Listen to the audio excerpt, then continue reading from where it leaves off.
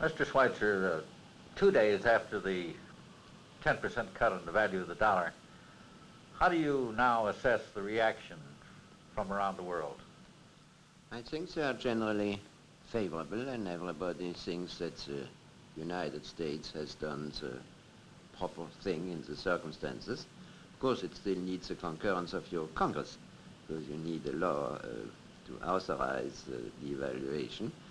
And just as an example, I think I can say that our executive directors, who represent all of our member countries, have been unanimous in expressing the opinion that the U.S.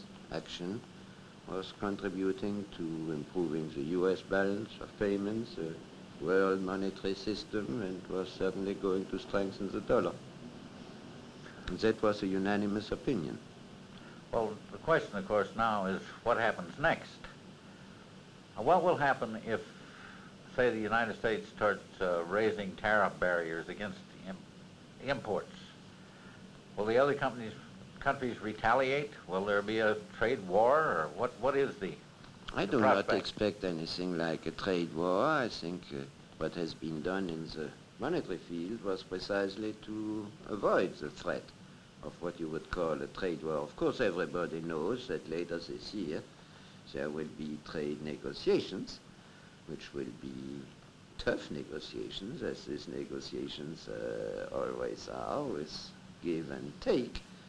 But I see no reason for a trade war, if that's what you might want to call it. Well, I might have gone a little too far in using... And I think thanks to the devaluation, it will have once more improved the relative U.S. competitiveness. And on the other hand, already the U.S. is doing better than most other countries as far as keeping inflation and costs down, so I see no major threat.